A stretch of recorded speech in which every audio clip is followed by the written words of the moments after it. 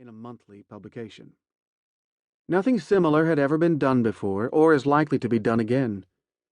Even Norm admitted after the series ended that, when we started, he didn't really think the sale would happen.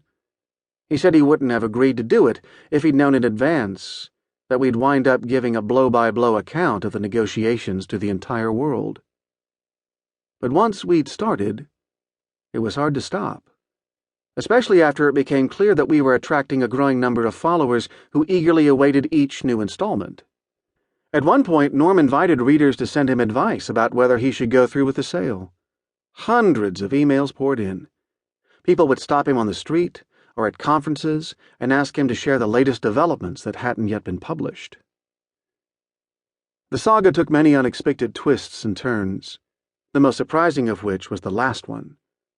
After much thought and discussion, Norm had made up his mind to sell.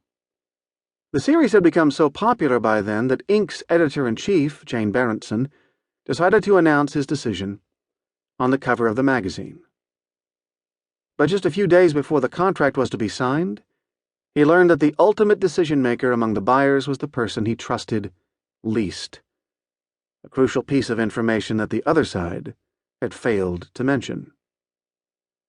That fact, and its cover-up, made him question whether he could depend on the acquirer to keep its promises about the treatment of his employees after the sale. To the astonishment of everyone, including Norm, he decided to walk away. So ended the real-time magazine series, but not the story. Norm and his partner subsequently sold a majority stake in the business to a so-called business development company right as the economy was sliding into the Great Recession. Although many more twists and turns followed, they occurred out of the public eye. Meanwhile, the response to the series made me realize there was an enormous gap in the business literature, and it had to do with the experience of selling a business. That experience was clearly a huge unknown to many business owners. It was new territory for me as well.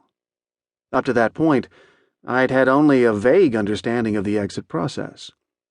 I'd never given much thought to the details of when, how, why, or what it felt like. In my mind, the exit was simply an event that marked the end of a journey. I had always been more interested in what happened during the journey, the experiences people had, the discoveries they made, the obstacles they encountered, the joys and sorrows along the way. I'd also tended to regard exiting as a choice, not a necessity. I associated it with cashing out, and I associated cashing out with giving up. I had written many articles and 3 books about entrepreneurs who didn't have the slightest interest in exiting their businesses, focused as they were on creating great, enduring companies.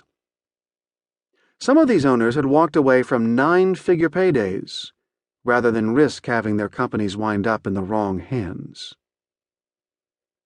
But as time passed and we grew older, it began to dawn on me, and on many business owners as well, that sooner or later they would have no choice but to take such a risk. We really weren't going to live forever after all. The best the owners could do would be to orchestrate transitions of ownership and leadership that would improve the odds of their company surviving and thriving after they were gone. But how? Where do you even begin? For that matter, when should you begin? What are your options? How much money should you be looking for? What role models are there, if any? What pitfalls should you be aware of? How do you identify and qualify potential successors if that's the route you choose to take? Alternatively, how do you find potential acquirers? What sort of outside help do you need? How much should you tell other people in the company? What will you do after you leave? And on and on and on. Once I took a closer look at exiting, I realized that it is a far more complex subject than I'd realized. It isn't an event. It is a phase of business, just as the startup period is a phase. As in a startup, there are many factors that affect how successful the exit will be.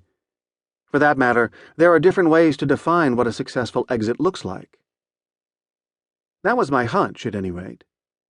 Granted, the books and articles I read on the subject all shared an assumption that an exit was